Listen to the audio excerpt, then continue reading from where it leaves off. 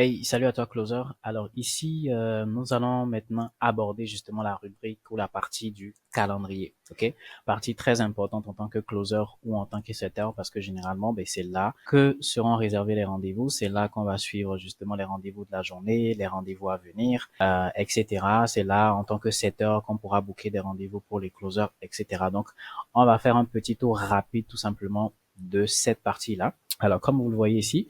On a paramètres du calendrier ici. On va y revenir un peu plus tard. Donc ici, c'est comme un calendrier normal, hein. Vous avez les dates, vous avez voilà les heures à côté. Donc tout ce qu'il faut.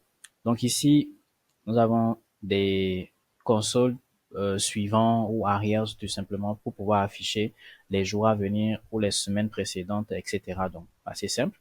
Si je veux revenir à la journée d'aujourd'hui, je clique sur aujourd'hui pour que ça m'affiche la date d'aujourd'hui. Donc nous sommes live le 30 mars, voilà, 2025. Ici, on continue tout au bout à droite ici et on va voir, là, on peut choisir le type d'affichage qu'on veut, ok? Si je veux un affichage journalier, c'est un peu comme les calendriers Google, etc. Donc, l'affichage journalier me montre juste la journée d'aujourd'hui avec les heures, donc de 0 heure à 23 heures, ok? Enfin, à minuit. Si je veux un affichage par semaine, voilà, celui sur lequel il était tantôt que vous le voyez, un affichage pour semaine, mais vous voyez tous les jours de la semaine ici avec justement les heures à côté. Puis si je veux un affichage mensuel, ça me donne ça. Ok, un peu comme tous les calendriers ici. Donc ben là c'est pas très intuitif ici. Donc généralement la vue recommandée c'est quand même la vue par semaine. Ça permet vraiment d'avoir un aperçu assez global sur les rendez-vous de la semaine qu'on aura, etc.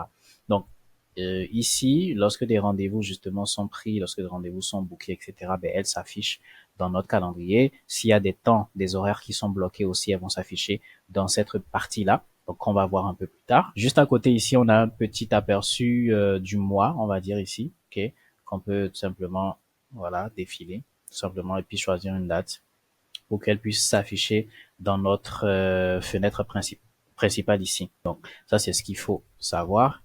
Alors, le bouton juste à côté, c'est pour réserver un rendez-vous nouveau. Donc, quand je clique sur nouveau ici, je peux tout simplement réserver un rendez-vous. Donc, généralement, voilà, on va voir aussi comment ça se fait tantôt. Juste en dessous, on a la liste des utilisateurs. Donc, les utilisateurs du CRM en question.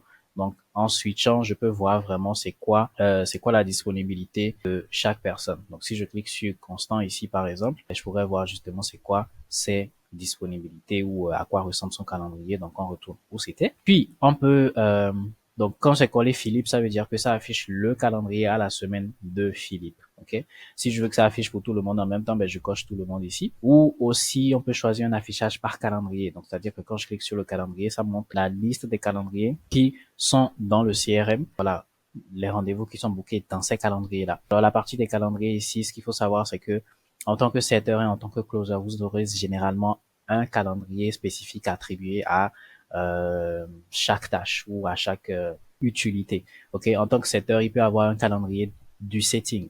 Donc là, s'il y a un calendrier du setting, ben je le coche. Qu'est-ce que ça va faire? Ça va afficher tous les rendez-vous de setting qui sont réservés et pour tous les utilisateurs à la fois. Ok, donc voilà comment ça fonctionne ici. Ben, généralement, on aime un affichage par utilisateur parce que généralement, ben, c'est nos appels qui nous intéressent, c'est nos appels de closing, nos appels de setting qui nous intéressent ici. Donc, on préfère afficher les rendez-vous qui sont assignés à nous, quel que soit le calendrier dans lequel ils se trouvent. Donc, voilà un peu ici un petit tour rapide, ok, de la partie calendrier.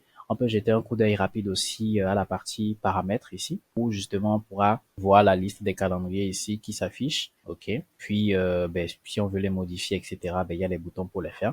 Généralement, c'est pas à nous de les faire ici, mais ça peut arriver. On se retrouve donc dans la prochaine vidéo pour la suite.